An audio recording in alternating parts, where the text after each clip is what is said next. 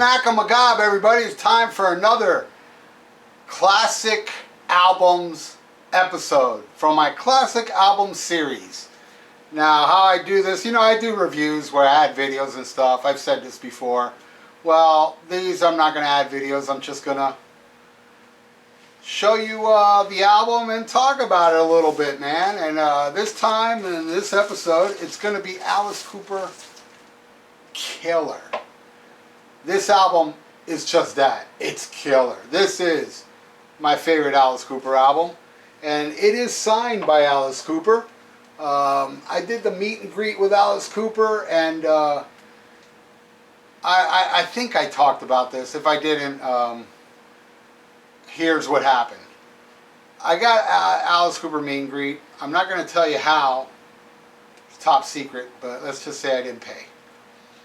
And I was part of, I believe it was 4 people paid for the meet and greet. It's when he opened for the final Motley Crue tour. And back in like 5 years ago, as we all know, Motley Crue is back. Fuck that contract. I love Alice Cooper. He said, I'm never doing a farewell tour. I'm going to do this till I drop, like Lemmy. Got to respect that. Got to respect the Coop. Never forget the Coop. And I took a bunch of albums for him to sign, but this one, my favorite one, he actually signed it twice. This is the one with the calendar, I believe the original pressing, with him hanging. And he signed that as well. He even put Ralph. And he told me when I met him that this picture right here was hanging in the White House when Nixon was president. That's what he told me. I don't know how true that is. But man, I love the Alice Cooper Band. This is an amazing album. My favorite Alice Cooper album. Every track on this. And I'm going to have to pull out the track listing. Well, it's right here. Under My Wheels is what starts it. It's so awesome.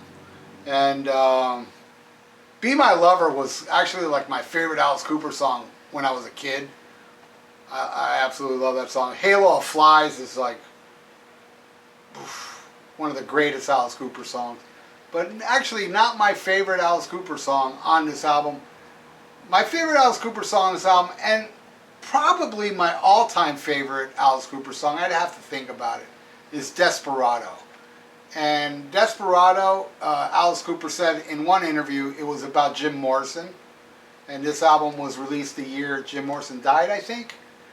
And then in another interview he said it was about the actor, I think it was Richard Vaughn for Magnificent Seven. He said that song's about him. Who knows? And something about Halo of Flies, he said that the band was trying to show people that they can be like King Crimson, to be like kind of like proggy and stuff. It's an awesome song. Side 2 starts with You Drive Me Nervous, which is a great song. But the drum cymbal thing, it just sounds strange to me. I don't know. It sounds like, I don't know. It doesn't sound right, but yet I love the song, so I'm willing to let that one pass. Yeah, Yeah, Yeah is a cool little deep track.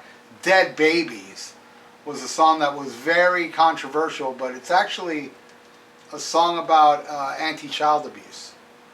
And the title track ends at Killer. Killer is a video I made for it that came out so amazing, but YouTube bans it. So I wish I could tack it onto here, but I can't, unfortunately. But it is such a cool video.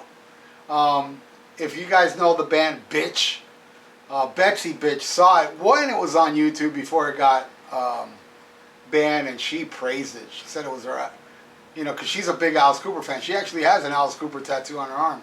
She said it was the best Alice Cooper video she ever saw. Yay me! And God, I just love this. I'll be honest with you. I'm not like the biggest Alice Cooper nut that I know every little thing.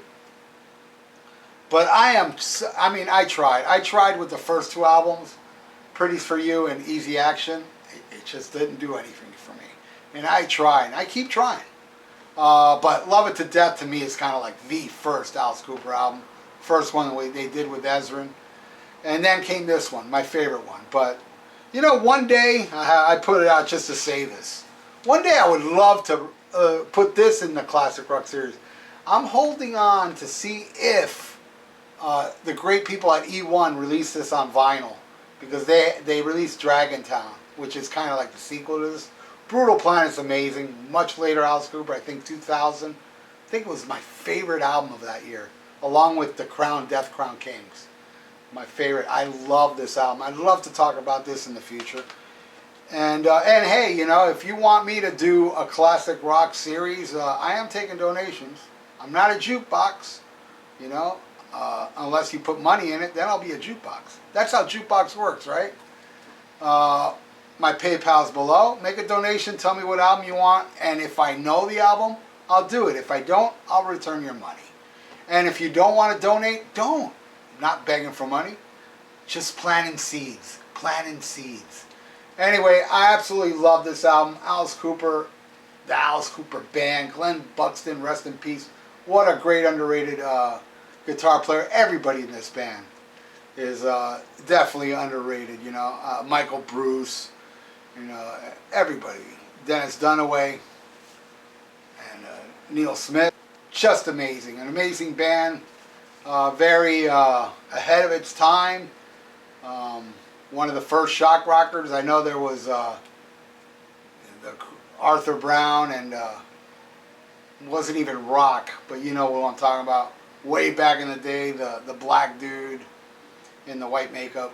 But to me, this is the guy that really put shock rock on the map. Alice Cooper rules. This album rules. And before I leave, I want to show you, when I had VIP, there was like 5 people that got VIP, and there was a lottery. One of the 5 got to go up on stage and throw balloons. And guess who won? Here's a clip of it, and I'll see you next time. SHMACKEMAGOB!